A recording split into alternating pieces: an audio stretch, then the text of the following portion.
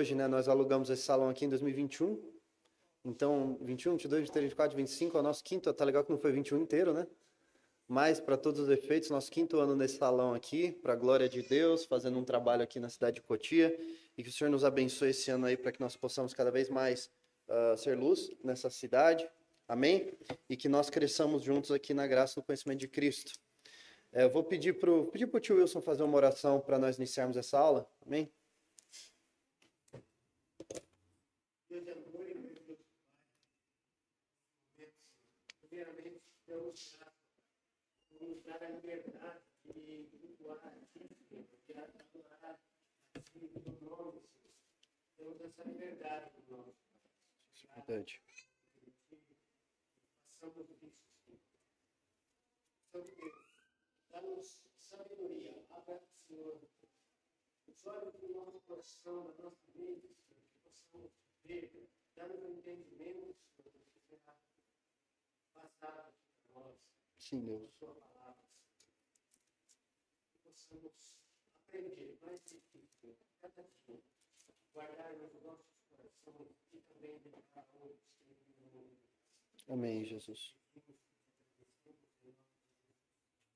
Amém. Bom, como os irmãos sabem, nós estamos falando a respeito da doutrina de Cristo, estamos estudando, falando a respeito do nosso Senhor Jesus Cristo, e nós passamos já por... Nós estávamos falando sobre o tríplice ofício de Jesus, como profeta, como sacerdote e como rei. Nós tivemos a aula de Cristo como profeta, tivemos a aula de Cristo como sacerdote, e hoje, para todos os efeitos, deveríamos ter a aula de Cristo como rei. Só que essas aulas são muito importantes, e como nós não conseguimos transmiti-las, e muitos irmãos entraram de férias e perderam essa aula, então eu achei por bem nós voltarmos nessa aula de Cristo como profeta. Eu estava repassando ela ontem à noite, e vendo que, principalmente pelo fato da aula já ter sido dada, eu acho que será útil nós tratarmos desse assunto mais uma vez, para nós sedimentarmos esse ofício de Jesus. E aí, semana que vem, nós falaremos sobre Jesus, nosso Senhor, como sacerdote. E aí, na semana seguinte, falaremos de Jesus como rei. Amém? Então, pode passar um, por favor? Esse aí é o trechinho da nossa confissão de fé que trata sobre Jesus Cristo, tá? O capítulo 8 da nossa confissão fala sobre o ofício de Cristo como mediador. Nós já falamos na primeira parte dessa aula a importância de estudar sobre a doutrina de Cristo. Depois nós falamos sobre a eleição de Cristo como nosso mediador, sobre Deus Pai o haver escolhido como mediador antes, sobre haver um pacto que precede a própria história, como nós lemos lá em Tito, né, no capítulo 1, o Deus que não pode mentir prometeu antes dos tempos eternos a nossa redenção. Ora, se ele prometeu algo antes dos tempos eternos, ele prometeu para quem se ninguém estava vivo antes dos tempos eternos, correto? Isso só nos mostra que já havia um acordo entre as pessoas da Trindade, né? Antes dos tempos eternos, para que a obra de salvação se desse. Por isso nós somos supralapsarianos. E aí depois a gente conversa a respeito dessa palavra, certo? Mas esse aí é o texto da nossa confissão que trata, é o primeiro parágrafo que trata sobre Cristo como o nosso mediador. Eu gostaria de pedir que nós lêssemos em uníssono no 3. 1, 2, 3. Aprove a Deus.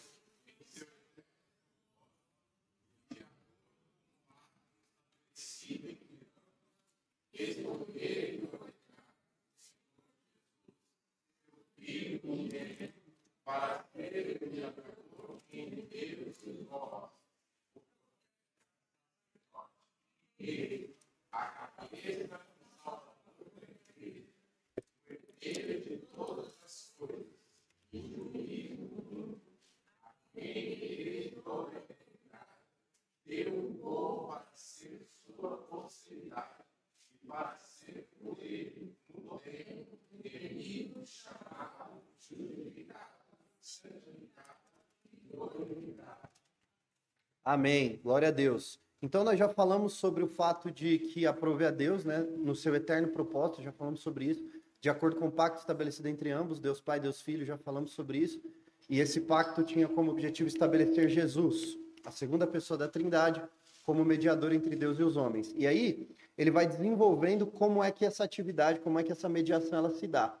E a primeira coisa que a nossa confissão diz é que ela se dá por meio de 3 ofícios, que é o tríplice ofício de Cristo, profeta, sacerdote e rei.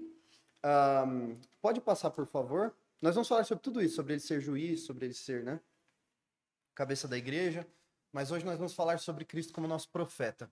Nosso catecismo, a pergunta 27 do nosso catecismo é: como Cristo executa o ofício de profeta?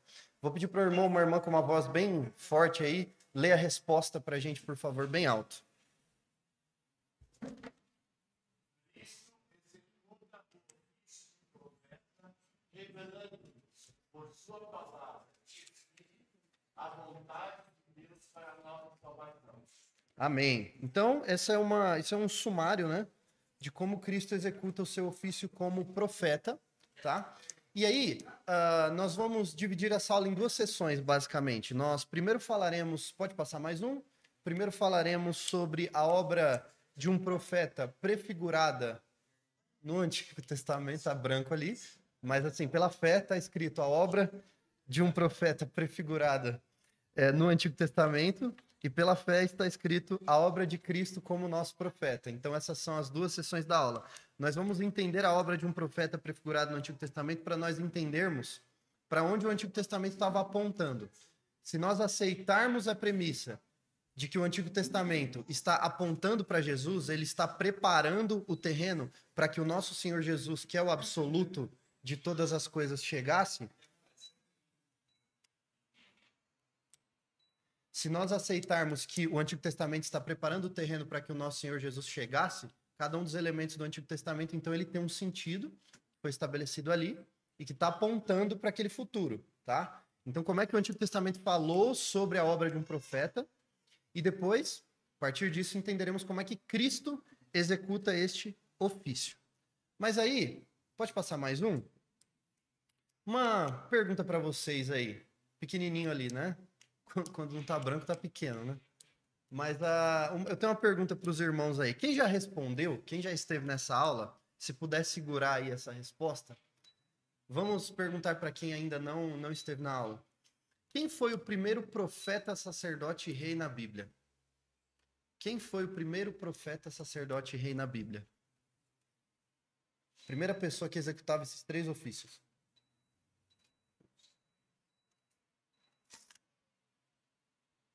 Agora, alguém que já esteve na aula pode responder. Adão, exatamente. Adão. E aí nós vamos entender como Adão, mesmo de maneira bastante rudimentar, ele foi o primeiro profeta, o primeiro sacerdote, o primeiro rei da Bíblia. Tá? Então, se vocês... Pode avançar mais um? Se vocês pararem para pensar no trabalho de Adão, Adão ele tinha alguns ofícios ali no Éden, né? Então, nós comentamos, né, na outra aula, que o trabalho de Adão no Éden, ele tinha como objetivo ecoar a obra de Deus na criação. Então, se nós olhamos, por exemplo, a obra do Senhor na criação... Tem como ligar esse microfone amarelo para mim, por favor? Bom, a primeira coisa que nós vemos na obra da criação, né, antes da criação, a Bíblia, em Gênesis 1, ela fala algo sobre o estado da terra. Qual era o estado da terra no momento em que Deus, antes que Deus diga, né, haja luz? Sem forma e vazia. É isso que a terra, a palavra de Deus fala, que era o estado da terra ali, pré-organização de Deus, né? Então, se você olha os dias 1, 2 e 3 da criação, o que foi que Deus fez nos dias 1, 2 e 3, a primeira coisa que ele fez foi resolver o problema da terra ser sem forma, dela ser disforme, tá? E nos dias 4, 5 e 6, Deus resolve o problema da terra ser vazia. E esses dias, eles estão em paralelo. Então, se você parar para pensar, por exemplo, no dia 1 da criação, Deus ele separa luz de trevas, formando dia e noite, certo? E aí, quando você chega no dia 4 da criação, segundo bloco de dias, Deus ele estabelece os luminares. Então, ele faz a separação de luz e trevas, ele enche. Ele faz, aí ele enche, né? Ele separa dia de noite e ele enche com o sol e com a lua, com os luminares. Aí depois, no dia 2, Deus separa as águas. Águas de cima e águas de baixo, que é uma coisa muito interessante, né? Quando você vê o relato do dilúvio, e você vê como é que Deus encheu a terra de água no relato do dilúvio em Gênesis 6, 7, 8, a Bíblia nos diz que abriram-se as comportas dos céus e também saiu água da terra também. Ou seja, as águas vieram de cima e de baixo, da terra e do céu. Deus ele fez essa separação de águas e águas, estabelecendo aquilo que a Bíblia chama de firmamento, que se você perguntar para mim o que a Bíblia chama de firmamento, eu tenho uma opinião pessoal que firmamento para mim é a camada de ozônio, certo? Mas isso, de novo, é uma opinião, não é canônico. Ok? Porque eu não acredito no domo, né? Que algumas pessoas dizem que tem. Então, exatamente. Então, aqui, ó, ele forma o céu, águas acima, águas abaixo, certo? E aí no dia 5, o que ele faz? Ele enche de aves no céu e enche de peixes no mar. Então, veja como, sem forma, ele dá forma. Obrigado. E aí aqui, ele enche. Aí no dia 3 ele separa a terra seca das águas, aí ele cria animais terrestres para habitarem a terra. Então, os dias 1 a 6 da criação estão divididos em blocos de 3, em que ele resolve nos 3 primeiros o fato da terra ser sem forma, e nos 3 últimos o fato da terra ser vazia. Então existe um trabalho de administração ali,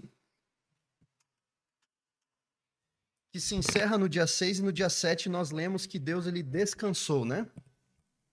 E esse descanso de Deus, quando nós analisamos ali o sentido hebraico dessa palavra descanso, não é um descanso necessariamente de... ele estava muito cansado, trabalhou, deu dor nas costas, bom, agora é hora de descansar. A ideia de descansar é a ideia de interromper o seu trabalho criativo. No 7º dia, ele não mais criou nada, a expressão que a gente usa na teologia é ex nihilo, do nada, do absoluto nada, né? É absolutamente aceito, claro que... a ciência sempre pode descobrir coisa nova, mas o que é majoritariamente aceito hoje em dia na ciência é que o volume de matéria que existe no universo ele é fixo, que não é gerada mais matéria do nada. Se isso é verdade, nós não sabemos, pode ser que a ciência descubra que ainda tem matéria surgindo espontaneamente no universo, não sei. Aparentemente não. Isso só significa que Deus não está criando mais nada do nada, que tudo que acontece na criação é manipulação e transformação da matéria que já existe. Inclusive, uma pergunta.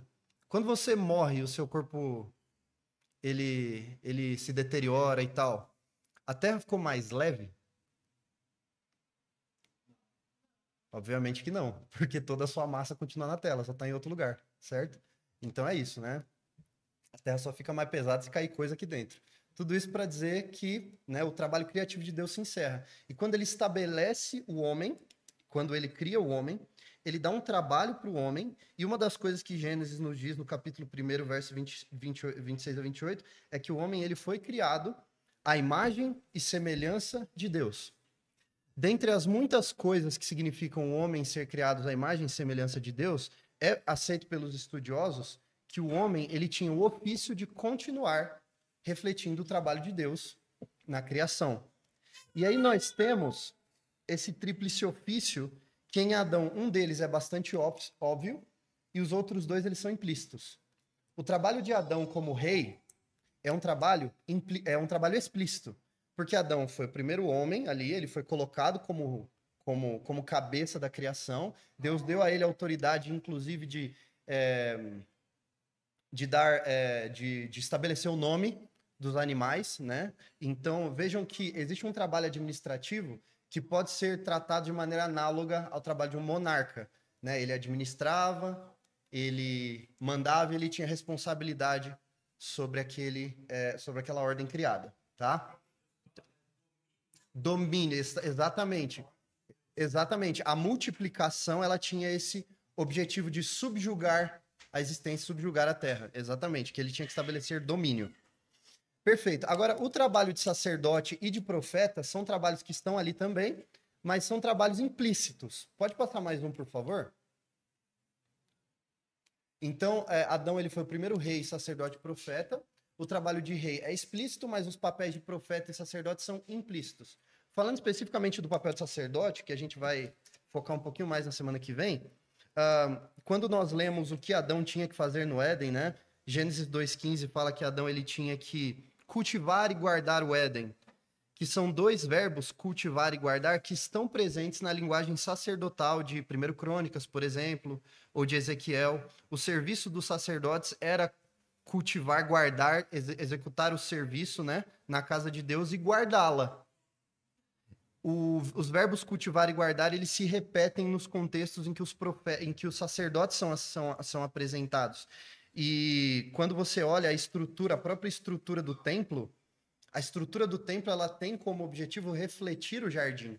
Lembrem-se que o jardim do Éden é o lugar em que Deus ele se encontrava com o ser humano. E ali no jardim do Éden, após o pecado, o homem ele é ser expulso do Éden significa ser expulso da presença de Deus. Só que quando o templo ele é estabelecido como um lugar em que Deus poderia se encontrar com o povo. De forma que toda a estrutura do templo, ela era dedicada, né, a estrutura estética, pelo menos do templo, ela tinha como objetivo refletir o Éden. Então, se você parar para pensar, por exemplo, o que foi colocado na frente dos portões do Éden para que Adão enxerido não entrasse mais lá? 2 querubins. O que tinha? Com a espada. O que tinha ao redor da Arca da Aliança? A gente estava conversando sobre isso, né? O que estava ao redor da Arca da Aliança?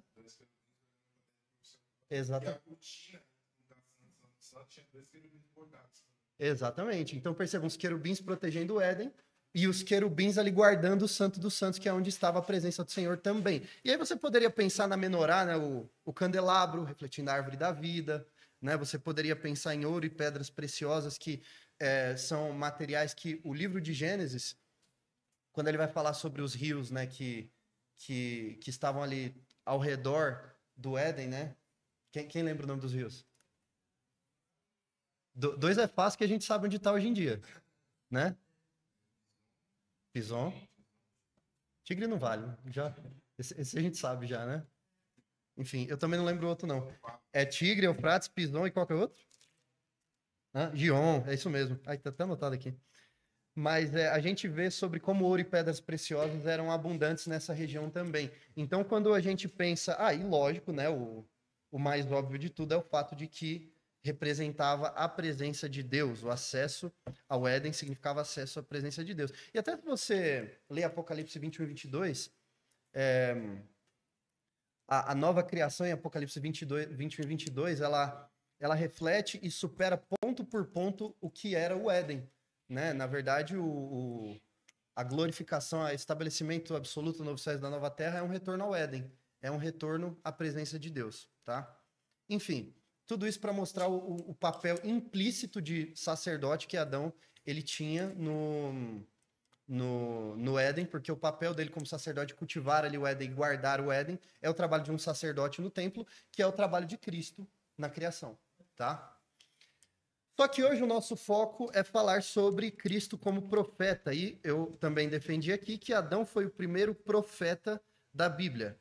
Para nós entendermos isso, vamos nos lembrar, o que é um profeta? Vamos lá. O que é um profeta?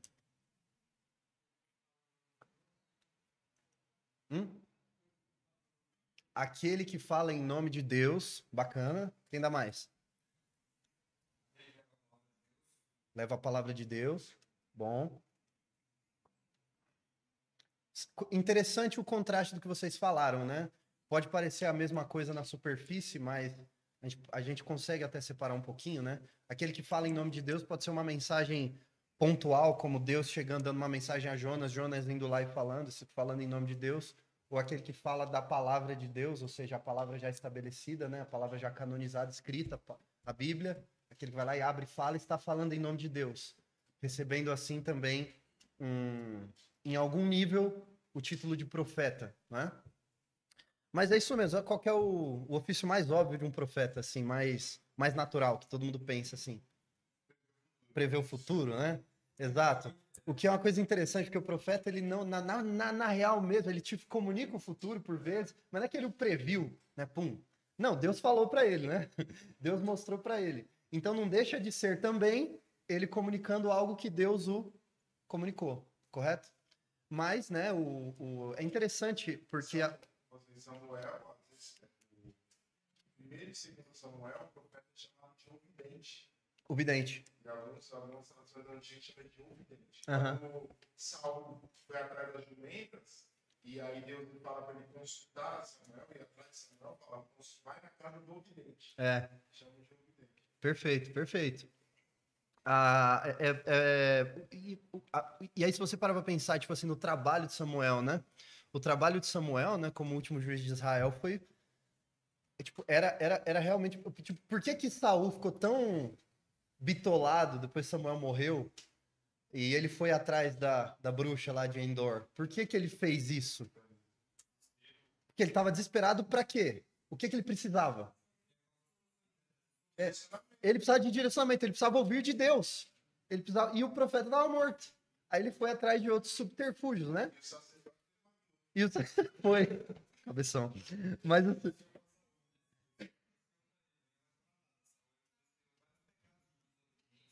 sim,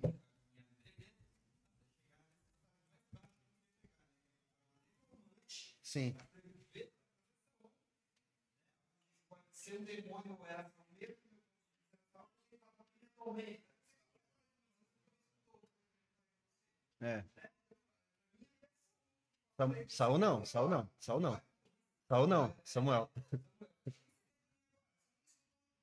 Foi, foi, foi, foi. É, Jeremias 2, Jeremias no capítulo 2 ele critica o povo justamente por isso, né? É, agora que vocês estão com problema, vocês vêm falar comigo? Vai falar com seus deuses. Não me escutou a vida inteira? Enfim.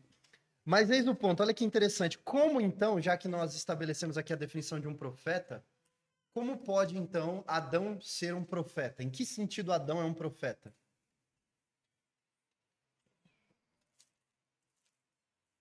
Vamos abrir lá em Gênesis, no capítulo 2, versos 16 e 17. Algum irmão, uma irmã com uma voz bem forte lê Gênesis 2, 16 e 17. E aí um outro irmão ou irmã lê bem forte Gênesis 3, 3. O Senhor Deus ordenou ao homem: toda árvore do jardim você pode comer livremente. Uhum, perfeito. E no dia que comer dela, você certamente morrerá. Perfeito. O que está acontecendo aqui? Deus está dando uma instrução, né? A Adão. Perfeito. O que aconteceu em Gênesis 3, 3? Vamos lá.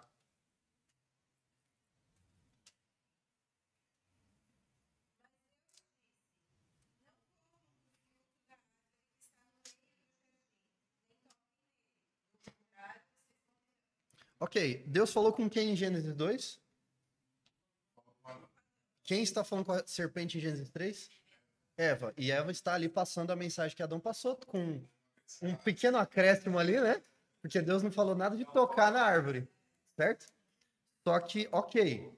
Acontece, né? O profeta fala e você interpreta um pouquinho para mais, para menos, mas você ficar naquele trilho mais ou menos reto, você chega lá, tá? Só que assim, é isso mesmo, é isso mesmo. O que que nós entendemos? Se Eva respondeu à serpente com a mensagem que Deus passou para Adão, quem passou a mensagem para Eva? Adão. Adão ser humano passou para outro ser humano uma coisa que Deus tinha passado para ele. Isso é o trabalho de quê? De um profeta, certo? Então, nesse sentido, o trabalho de Adão no Éden era também comunicar a vontade de Deus. Exercício aqui de imaginação, tá? Porque é muito difícil, principalmente nós como calvinistas, ficar hilando e se tal coisa tivesse acontecido. Mas e se, vamos lá, só para exercício de imaginação, não houvesse a queda? Adão não tivesse pecado e tivesse ficado tudo bem. Ora, o trabalho de Adão como profeta, sacerdote, rei, ele foi estabelecido pré-queda e ele era um trabalho que ia se seguir. Adão seguiria cultivando e guardando o templo como sacerdote, certo? O Éden como sacerdote, e guardando o Éden de quê? Senão havia perigos, né? Do que ele não guardou? O Éden? Da serpente, né? Esse era o perigo, né? Enfim, ele ia continuar reinando sobre a criação, ele e sua descendência, e ele ia continuar transmitindo aquilo que Deus o havia passado como mandamento, e continuaria sendo rei, sacerdote e profeta, tá? Agora, nós sabemos que isto não aconteceu, e depois que o homem foi expulso do Éden, nós estamos em uma situação bem complicada. Porque nós estamos em um mundo sem rei, para governar e botar ordem, de acordo com o que Deus estabelece, um mundo sem sacerdote, para cultivar e cuidar ali, guardar o mundo, e um mundo sem profeta. Ou seja, sem a palavra de Deus. É interessante porque Romanos nos diz, né? Romanos no capítulo 5 vai nos dizer que a morte reinou de Adão até Moisés. A morte reinou de Adão até Moisés. Ou seja, de Adão a Moisés, até que a lei se manifestasse, foi morte, morte, morte, chacina, sacrifício o tempo inteiro ali no mundo, né? Mas, enfim. Então, percebam como essa obra prefigurada aí no Antigo Testamento é interessante. E aí depois, é claro, né, nós temos a primeira pessoa na Escritura a ser chamada de profeta foi Abraão, lá em Gênesis capítulo 18, na verdade, quando Abraão ele tem aquela DR com Abimeleque, né? E o Senhor vem a Abimeleque e diz para que não fizesse mal a Abraão porque ele era profeta do Senhor, né? Alguém que falava em nome de Deus. Sendo Abraão, então, a primeira pessoa a receber este título, mas não a executar este ofício. E aí, passado isso, né? Passado essa obra rudimentar de profeta que passou ali por Adão, passou por Abraão, passou pelos patriarcas, nós temos o capítulo central, eu acho que desse assunto, que é Deuteronômio capítulo 18. Se os irmãos puderem abrir em Deuteronômio capítulo 18, nós vamos começar a falar então sobre o estabelecimento de Cristo como profeta, mas primeiro nós vamos entender como é que se deu no Sinai o estabelecimento do ofício de profeta, tá? Então nós temos ali trabalhos rudimentares de profeta antes do estabelecimento de Israel. E aí, quando nós temos o estabelecimento da nação de Israel, né, o povo estava ali chegando em Canaã, e esses ofícios eles estavam sendo estabelecidos de uma forma um pouco mais formal, por assim dizer. Então, agora nós temos o ofício, aspas, né, estatal de profeta, o ofício, aspas, estatal de sacerdote, só não tinha o ofício estatal de rei, porque era para Deus ser rei, né? Mas depois o povo pediu um rei e não foi bom. Enfim. Eu vou pedir para alguém ler, por favor, em Deuteronômio 18, quando ele está falando sobre a herança dos sacerdotes e dos levitas. Alguém lê, por favor, os versos 10 a 12 de Deuteronômio 18. 10 a 12, bem alto.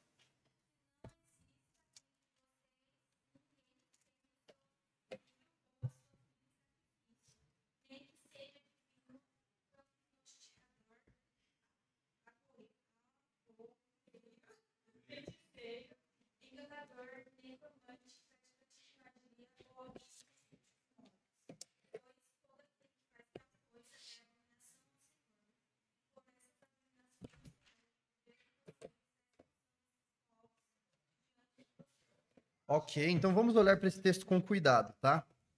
Olha só, logo após esse bloco, logo após essa perícope, que versa a respeito do cuidado que o povo deve tomar, né, e da rejeição que o povo deve estabelecer em relação a adivinhos e feiticeiros, a perícope seguinte fala sobre a promessa de Jesus, a promessa do grande profeta.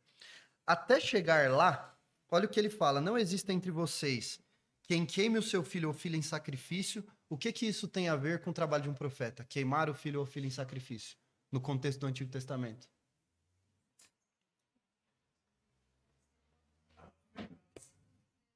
Oferecia para outros deuses para ganhar benefícios. Dentre esses benefícios, revelação. Se vocês se lembrarem da guerra entre Israel e Judá, né, que foi uma das poucas ocasiões que Israel se juntou com Judá para poder lutar com alguém, e Moabe, o rei Mesa, Moabita, a primeira coisa que ele fez quando ele viu que ele estava perdendo, lá no segundo livro dos reis, foi ir lá sacrificar o filho dele no altar, né, queimar o filho dele para ver se ele ganhava algum favor dos deuses dele ali, né? Inclusive, uma coisa interessante, né? Se o favor dos deuses não era em relação a queimar os filhos, né? Você desprezar aquilo que de mais inocente tem ali dentro do seu povo, era algo para conseguir todo tipo de benefício, seja remissão, seja revelação, seja vitória sobre outros povos.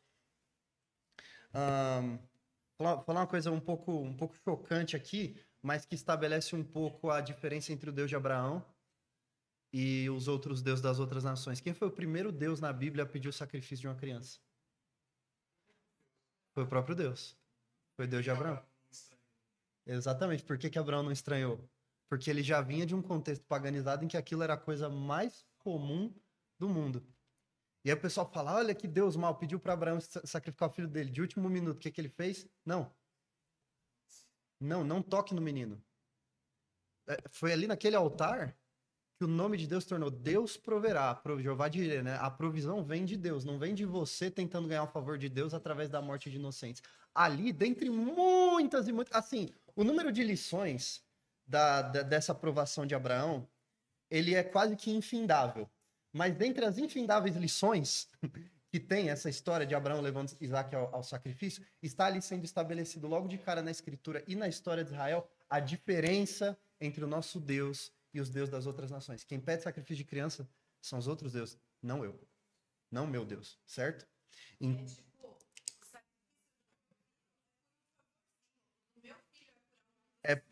Exato, é para a redenção do mundo. Exatamente. Exatamente. Deus foi quem sacrificou o filho dele, né?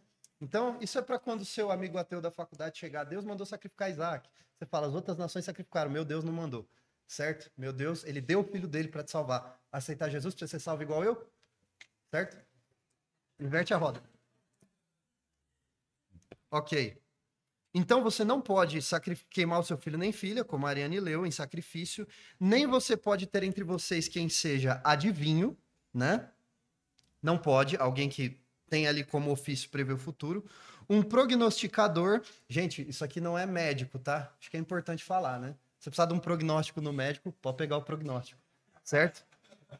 Ele tá falando aqui misticamente falando, tá? Agoreiro, feiticeiro, encantador, necromante, praticante de magia.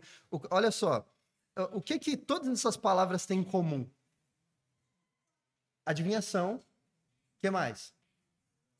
Revelações, misticismo, exatamente. Exatamente, sempre tem rituais envolvidos, exatamente. Essas advertências, que são chamadas aí de práticas abomináveis, são advertências contra o impulso que a nação de Israel, por causa da influência cananeia, o impulso que a nação de Israel poderia ter de tentar buscar informação de Deus através de métodos pagãos.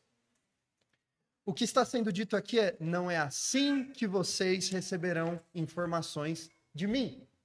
Não é assim com você sacrificando seu filho, com você buscando, com você virando carta, fazendo tarô, olhando as estrelas e nem olhando seu horóscopo. Não é assim que eu falo com você. Como é que Deus fala com o seu povo? Através de quem? Dos profetas. Através dos profetas. São os profetas que são ungidos por Deus, são estabelecidos para esse ofício, é que devem falar da vontade de Deus para o povo. Ok? E muitos profetas se estabeleceram em Israel, tanto que é engraçado que tanto Jesus quanto Moisés, eles passam por uma coisa similar, né? Que existe uma reclamação que surge e que chega a Moisés a respeito de pessoas que estavam profetizando, manda eles parar de profetizar, e Moisés fala, não, vocês estão falando em nome de Deus, quem dera todos vocês, né, profetizassem. E em Jesus também, existem pessoas que não são da nossa trupe pregando o evangelho. E Jesus falou, deixe que preguem, né? Aquele que não é comigo é contra mim, não precisa interromper. De forma que o profeta absoluto da antiga aliança, que era Moisés, não era contra outros profetas falando a mensagem verdadeira. Assim como o profeta da nova aliança, o evangelizador por essência Jesus, não é contra outros evangelizadores falando ali também. Então, o estabelecimento de um profeta absoluto não necessariamente mitiga esse ofício sendo diluído ali entre a nação. Mas nós temos aqui, nos versículos 15 até o final do capítulo 18 de Deuteronômio, a promessa do grande profeta. Eu queria que... Vamos ler, cada um lê um versículo. Eu vou ler o versículo 15, e aí cada um de vocês pode ler o seguinte ali, conforme queira, até a gente chegar no final do capítulo 18, tá? Deuteronômio 18, 15. O Senhor seu Deus fará com que do meio de vocês, do meio dos seus irmãos, se levante um profeta semelhante a mim.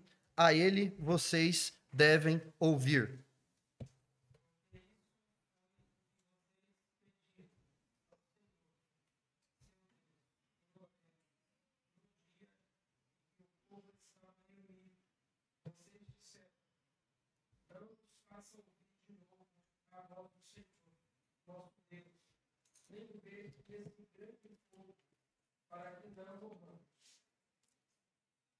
Próximo.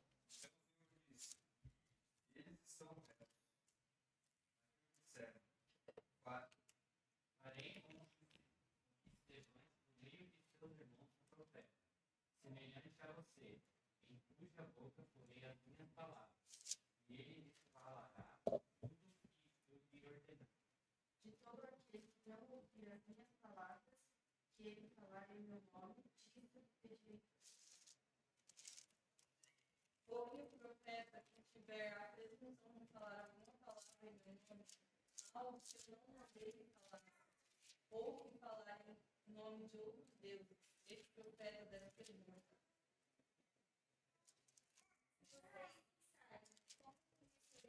A palavra do Senhor, a palavra que o Senhor falou. Sabe por quê? Quando esse profeta falar em nome do Senhor e a palavra dele não se cumprir, nem acontecer o que ele profetizou, essa é uma palavra que o Senhor não falou. Tal profeta falou isso com presunção. Não tenham medo dele.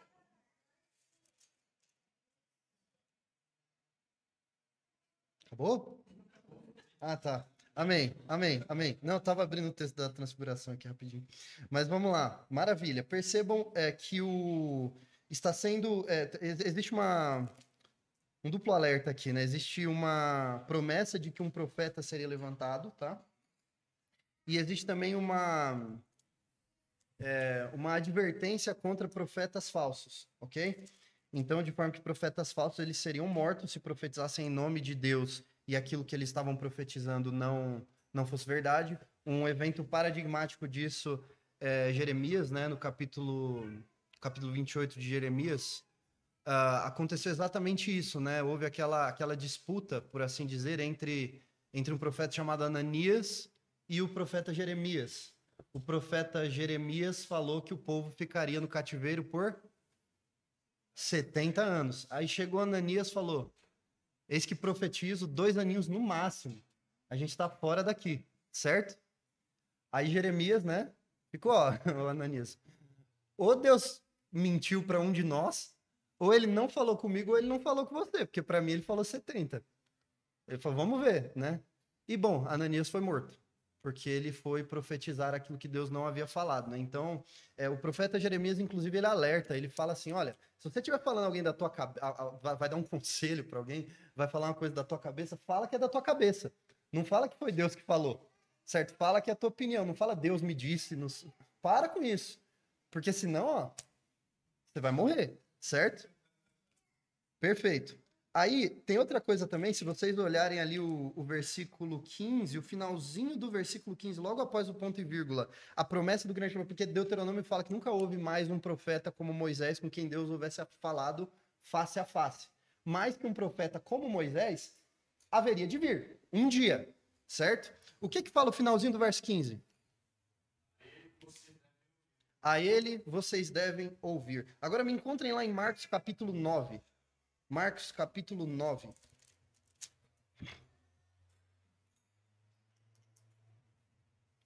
Versículo 7. Se alguém puder ler bem alto. Marcos 9, 7.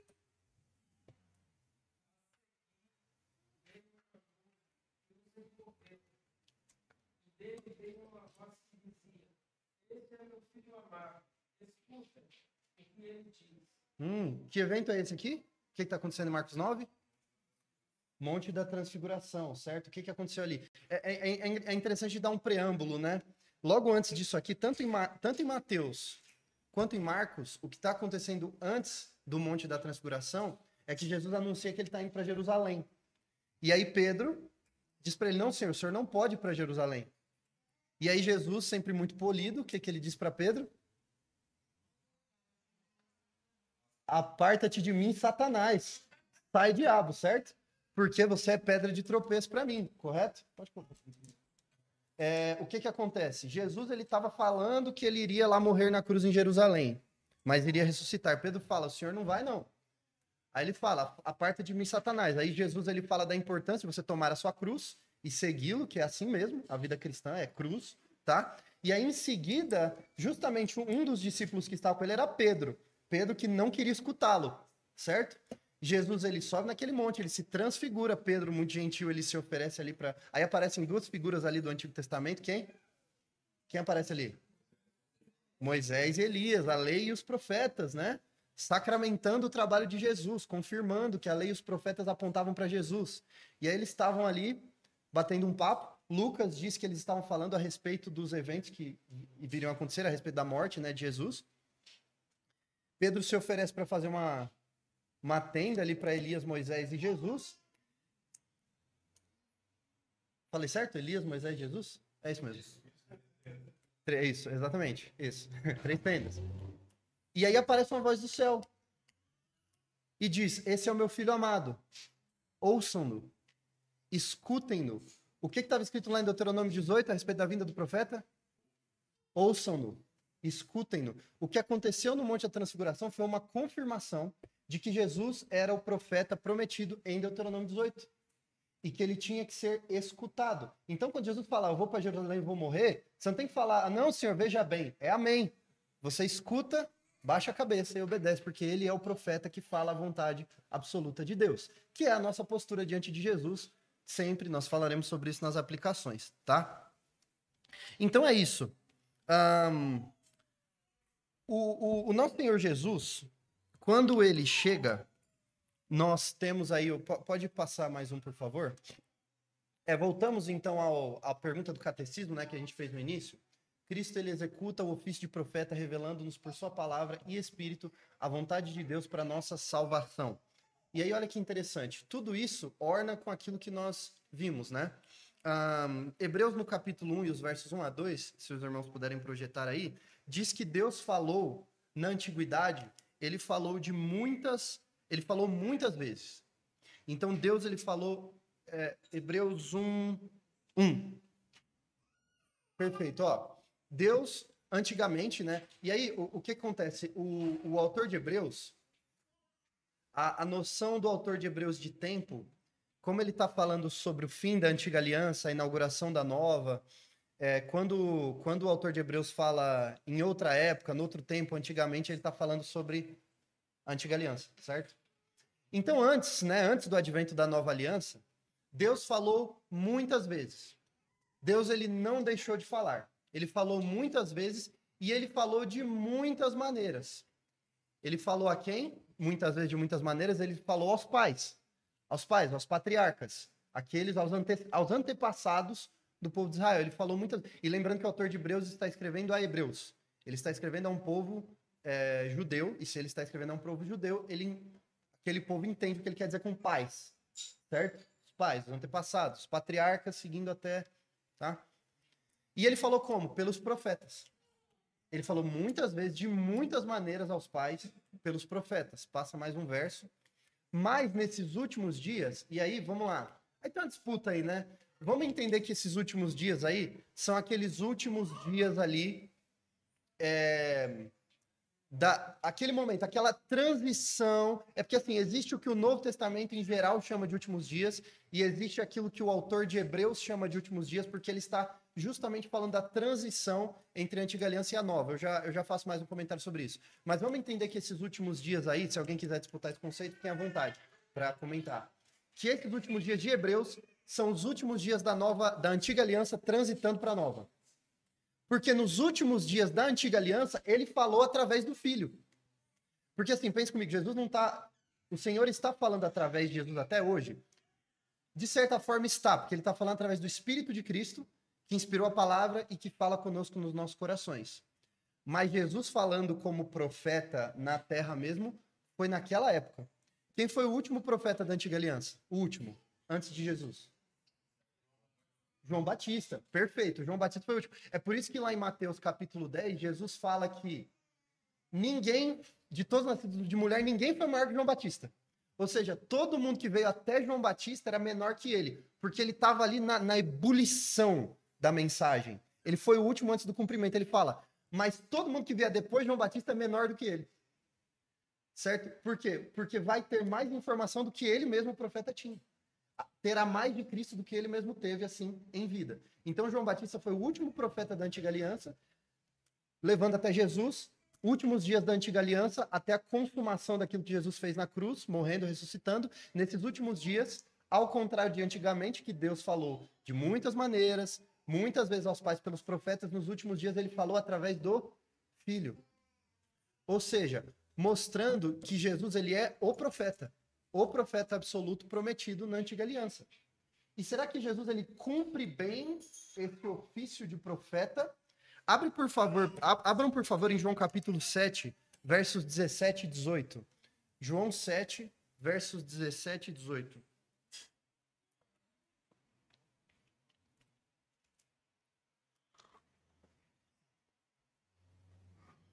Alguém pode ler bem alto 17 e outra pessoa ler bem alto 18, por favor? Se ela é de Deus ou se eu falo por mim mesmo. Quem fala por si mesmo está buscando a sua própria glória. Mas o que busca a glória de quem o enviou, esse é verdadeiro. Ele não aposta. Perfeito. O que Jesus está falando aí? Que aquilo que ele fala vem de Deus. Jesus, ele não é uma entidade independente falando da própria cabeça. Ele está falando o que Deus falou para ele. E aquele que é de Deus entende que Jesus é de Deus também, porque sabe que a vontade de Deus é exatamente essa. Falar a vontade de Deus e não falar o que é da própria cabeça é o trabalho de quê? De um profeta. Agora, por último, será que Jesus ele cumpre aquilo que a Bíblia fala a respeito da promessa do profeta que seria como Moisés?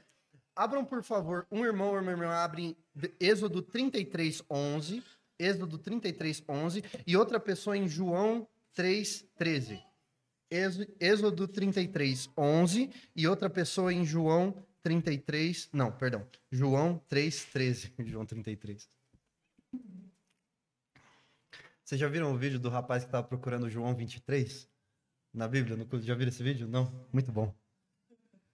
João 23, ele virava e tava 21 acabando, não achava. Êxodo 33:11. Alguém pode ler bem alto, por favor?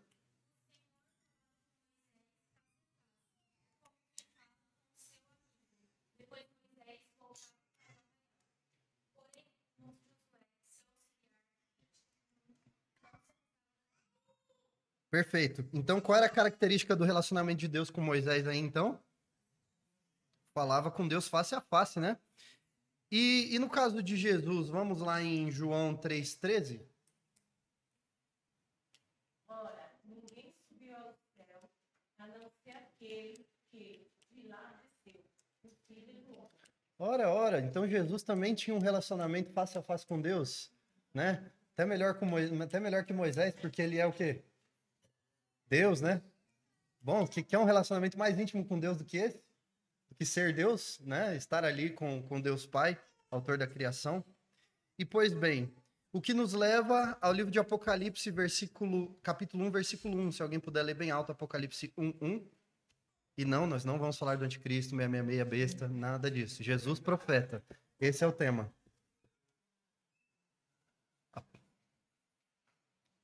Revelação de Jesus Cristo, a qual Deus deu para mostrar aos seus servos as coisas que em breve devem acontecer, e que ele, enviando seu anjo, deu a conhecer aos seus servos. Perfeito. Olha só que interessante. Então, a revelação de Jesus é para dar ao seu servo João as coisas que iriam acontecer. Então, até a caixinha de nos falar o futuro, Jesus também preenche. Então, Jesus, ele preenche a caixinha de ser aquele que deveria ter ouvido, porque Deuteronômio diz que nós precisamos ouvir o profeta que Deus enviar. No Monte da Transfiguração, ele diz, ouçam-no. Jesus preenche a caixinha de nos mostrar o futuro. Jesus preenche a caixinha de ser o profeta acima dos profetas, lá em Hebreus capítulo 1. E isso nos traz uma aplicação prática. Olha só, é claro que nós não temos Jesus em carne e osso ao nosso lado. Mas nós temos Jesus mais presente conosco do que os apóstolos tinham. Porque quando Jesus foi assunto aos céus, o que ele deixou para o seu povo? O seu Espírito. De forma que o Espírito de Cristo, nós poderíamos dizer que nós estamos na era do Espírito Santo, né? Houve a era de uma manifestação mais proeminente de Deus Pai, não que Deus Filho e Deus Espírito não estivessem agindo. Houve uma época de uma manifestação mais proeminente de Deus Filho, que foram os anos de ministério de Jesus. E há agora uma ação mais proeminente do Espírito Santo no meio de nós, e é o Espírito de Cristo que fala conosco. Se Jesus ele é o profeta absoluto, que fala absolutamente a verdade e a vontade de Deus, isso significa que absolutamente tudo que Jesus diz é verdade. Absolutamente tudo que ele diz vem de Deus e absolutamente tudo que ele diz nós temos que ouvir. Nós temos que ouvir, temos que escutar, temos que obedecer. Nós temos algum exemplo, assim, do que significa não ouvir um profeta de Deus, ainda mais o Senhor Jesus, que é o profeta dos profetas, certo? Na antiga aliança, todas as vezes que o povo não ouvia Moisés, o que acontecia? Coisas ruins aconteciam, certo? Jesus, o profeta absoluto da nova aliança, é aquele a quem nós temos que ouvir o tempo inteiro. Ele fala conosco e se manifesta através da sua palavra. A não ser que Jesus esteja mandando fax para alguém aqui, ou esteja falando com alguém, sei lá. Jesus falou comigo através de um sonho, aconteceu algo. Ok, com certeza não foi doutrina que ele falou com você no sonho. Não foi uma coisa para você trazer para a igreja e falar, ó, todo mundo tem que fazer, porque Jesus me falou. Porque essa é a coisa mais arbitrária do mundo, né? Ele pode falar uma coisa para você, falar outra coisa para mim, a gente fica aqui disputando quem falou com Jesus. Ele manda os dois para o inferno, certo? Porque doutrinariamente ele fala conosco através deste livro, da palavra de Deus. Portanto, a nossa fidelidade à palavra, a nossa obediência à palavra, é uma obediência ao profeta absoluto de Deus, nosso Senhor Jesus. Essa é a aplicação para nós. Se Deus permitir, semana que vem falaremos sobre Jesus como nosso sacerdote e depois como nosso rei. Amém? Comentários, perguntas, discordâncias, por que não?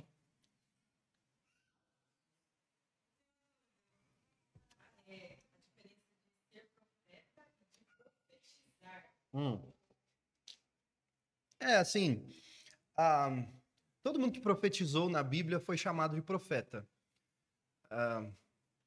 O profeta é o título do ofício e o profetizar é a ação, o trabalho, né? Nem todos os profetas foram profetas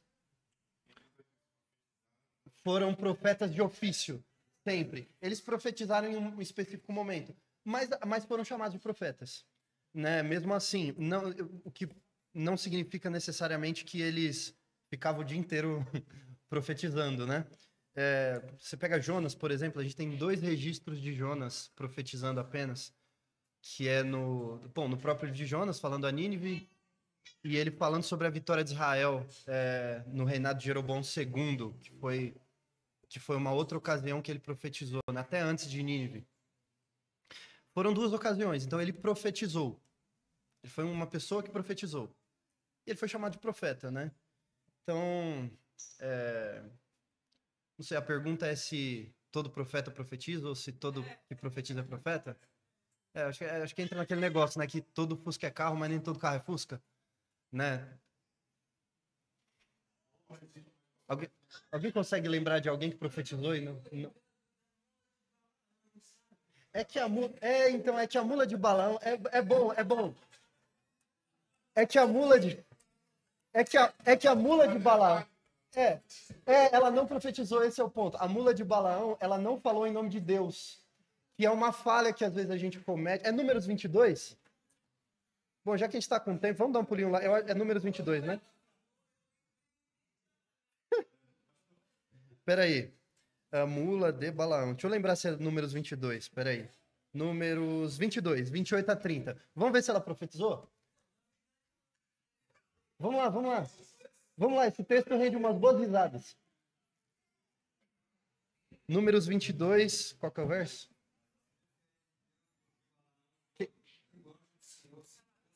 Ah, tá. Ora, ia montar e 2 de seus servos iam com ele. A comida viu o anjo do Senhor.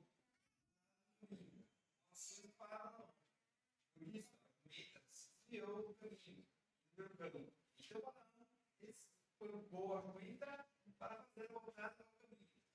Mas o anjo do Senhor pôs o caminho estreito entre as vinhas, havendo muro dos 2 lados. Quando a comida viu o anjo do Senhor, expulsou-se o muro e apertou o pé de Balaão contra ele. Por isso Balaão tornou a esmagar.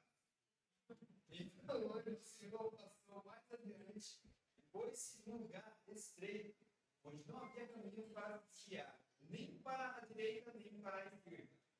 Quando a comida viu o anjo do Senhor, deixou-se cair debaixo de Balaão. Balaão ficou irado e espancou a jumenta com uma vara. Então o Senhor fez a jumenta falar, e ela disse a Balaão: o que foi que eu te fiz a você para você me espancar já 3 vezes? Balaão respondeu a jumenta: foi porque você zombou de mim. Se eu tivesse me Balaão mataria o cara mesmo. A Bíblia diz lá, não é verdade que eu sou a tormenta em que você tem montado toda a sua vida até hoje? Será que tem sido meu costume fazer isso com você? Ele respondeu, não. Tá bom. Tá bom. Tá bom. Peixe. É muito bom. Agora,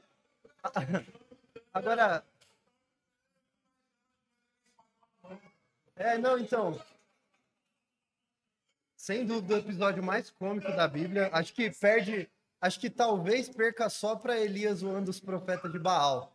Mas assim, se você prestar atenção nessa interação de Balaão com a sua jumenta, Deus não falou através da jumenta em nenhum momento.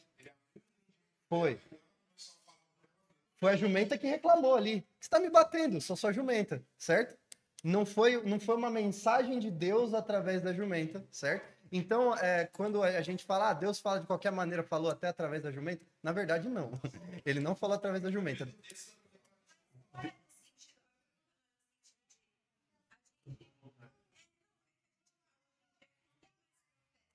Isso. Perfeito.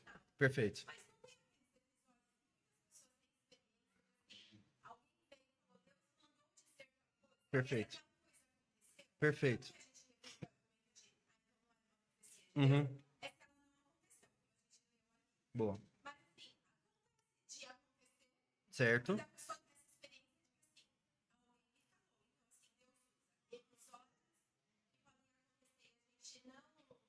Dar isso a um pessoal, ou não, é tudo engano. Tá, perfeito, excelente. Bom, vamos lá. Eu vou falar aquilo que todo mundo concorda primeiro, e aí eu vou dar a minha opinião, tá? E aí os irmãos fiquem à vontade aí para perguntar de novo. O que todo mundo concorda? Episódios assim, em que alguém chega e fala, sei lá, Deus...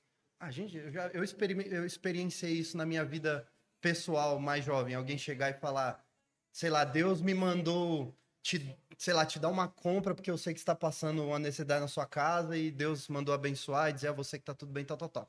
Esse tipo de coisa, perceba como não é doutrina. Perceba como não é uma coisa que você vai levar para a igreja, pregar e dizer, é assim que Deus sempre faz. Entendeu? Exatamente. Quando a gente fala sobre o seu comentário de não haver profetas, o que nós falamos quando nós dizemos que não há profetas, nós estamos dizendo que não há pessoas que Deus ilumina para que falem coisas canônicas, doutrinárias, escriturísticas e que se aplicam à igreja como um todo. Entendeu? Nada, ou seja, que é o que Apocalipse 22 diz, nada mais a acrescentar neste livro. Certo? É o que Isaías fala, em Isaías capítulo 8, ele fala, se não falarem de acordo com as palavras desta profecia, jamais verão a luz do alvorecer, né? Então tem esse sentido. No sentido de Deus iluminar o coração de uma pessoa para que essa pessoa mande uma mensagem pontual para a vida de outra pessoa. Agora eu vou entrar no campo da minha opinião, tá? Agora você pode parar de gravar, senão a comunidade reformada vai me matar, certo?